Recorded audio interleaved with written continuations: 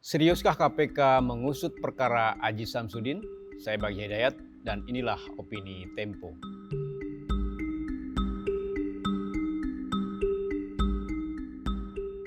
Tarik ulur pengusutan kasus suap yang melibatkan Aji Samsudin menunjukkan wajah Komisi Pemberantasan Korupsi yang tak lagi independen dan politis. Meski telah memiliki bukti kuat keterlibatan Wakil Ketua Dewan Perwakilan Rakyat itu, pimpinan KPK terus bermain dengan waktu. Kita tahu Ajis merupakan elit Partai Golkar, bagian dari koalisi penyokong pemerintahan Joko Widodo. Ia menjadi anggota DPR sejak 2009. Meski namanya kerap disebut dalam berbagai kasus korupsi, Ajis selalu bisa lolos. Kini kasus baru yang melibatkan Aji Samsudin adalah dugaan suap jual beli jabatan di pemerintahan Kota Tanjung Balai, Sumatera Utara. Tim penyidik KPK menemukan jejak suap kepada Aji Samsudin. Dari semula penyidik KPK menemukan aliran suap sekitar 1,5 miliar dari Wali Kota Tanjung Balai M. Sahrial untuk penyidik KPK dari unsur kepolisian Robin 47. Dalam perkembangannya, KPK menemukan jejak komunikasi Ajis dengan Sahrial dan Robin. Belakangan Robin mengaku menerima suap sekitar 11 miliar dari dagang perkara itu. Sebanyak 3 miliar rupiah uang haram itu diduga berasal dari Aji Samsudin yang menyuap Robin agar lolos dari pengusutan korupsi dana alokasi khusus untuk Kabupaten Lampung Tengah pada 2017.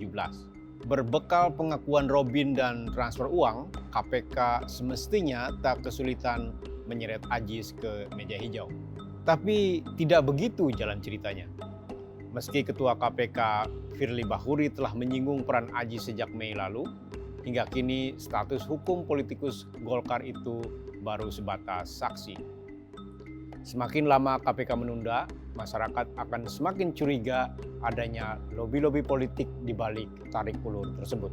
Kecurigaan seperti ini beralasan, dengan jejaring politiknya Ajis sudah pasti tak berdiam diri. Kuatnya cantolan politik sangat mungkin bakal kembali meloloskannya. Di bawah kepemimpinan Komisaris Jenderal Firly Bahuri sejak 2019, KPK memiliki jejak kuat dalam memotong rantai perkara. Dalam perkara korupsi bantuan sosial yang telah menjebloskan Menteri Sosial Juliari Batubara ke penjara, KPK menghapus sejumlah politikus lain dari berkas dakwaan. KPK yang kini sudah berada dalam rumpun eksekutif alias pemerintahan semestinya tak menunda pengusutan kasus yang melibatkan Aji Samsudin. Dagang perkara yang melibatkan penyidik kepolisian di KPK dan pejabat negara seperti Wakil Ketua DPR jelas merupakan kejahatan besar.